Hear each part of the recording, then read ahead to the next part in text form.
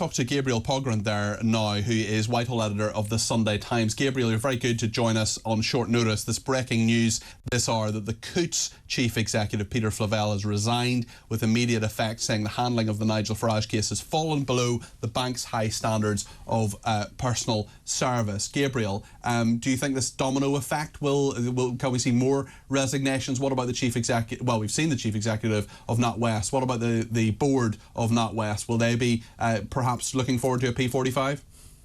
Well, I think once the chairwoman of NatWest had stepped down, it was almost inevitable that more heads would roll. I mean, I think there are outstanding questions, namely, who actually made this decision? I mean, that's the thing that, I mean, correct me if I'm wrong, Peter, I don't think we actually have a specific answer to that. We've seen the product of Nigel Farage's subject access request. We've seen the information that was assembled in relation to the decision to discontinue his account, but who actually made that call? I mean, based on that badly assembled, incorrect.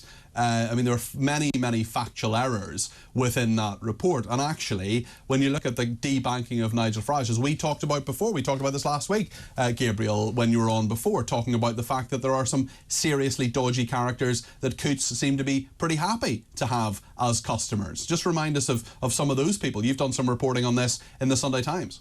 Absolutely. I mean, you know, if it wasn't for the fact that Coutts had no issue taking cash from unscrupulous people, it would still be outrageous. But I mean, we were discussing the fact that the Sunday Times reported last year that Coutts had taken 3 consignments of €1 million in cash from Sheikh Hamad bin Jassim Al Thani, who was giving money to a royal charity. I mean, you know, we've asked them repeatedly how that money entered the country, what checks and what due diligence they did, whether they deemed it appropriate, especially when, you know, they've got into great detail, great technicolor on Nigel Farage's past pronouncements. I mean, this man was the prime minister of a country, you know, obviously openly opposed to the existence of gay people, accused of, well, credibly accused, known to have enslaved people for the hosting of its World Cup, bankroll. They can have a bank. People like that can have a bank account, but Nigel Farage, who is perceived, not actually, but perceived to be a racist,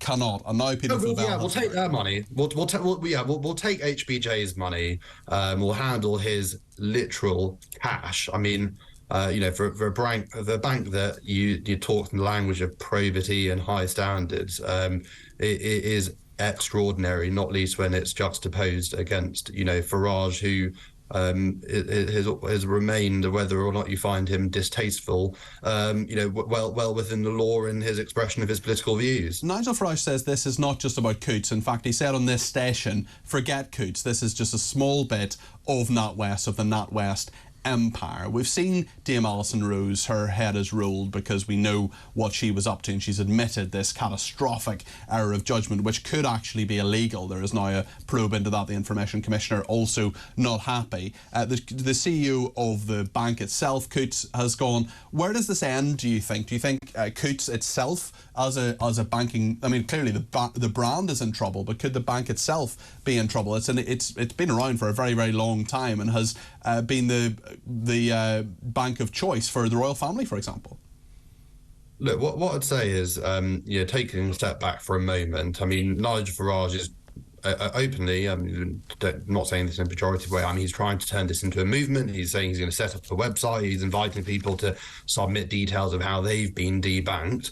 I suspect, you know, we'll just have to wait and see what, you know, whether this mushrooms into something much bigger. I think you know, the devil will be in the detail. We have to see how many people have been genuinely politically debanked. It seems if you were to review his Twitter or listen to, I'm not sure if I'm allowed to mention them here, but GB News, you know, certainly lots of suggestions that there are other people who've fallen foul of similar conduct. I mean, it's difficult to imagine a case more crystal clear than Farage's, but I mean, you know, obviously it's grist to the mill for those who believe that some of the big institutions in our country operate in a kind of political way when it comes to things which should be, in principle, well removed from political contestation and debate. Gabriel, can I just say, I hope this isn't patronising, but I absolutely delight in your success. I knew you when you were just absolutely starting out as a journalist, and you are doing really, really important reporting. We read it in the Sunday Times every week. You're a brilliant journalist, and I thank you for your analysis of that. That's Gabriel Pogrund there, who's Whitehall editor of the Sunday Times.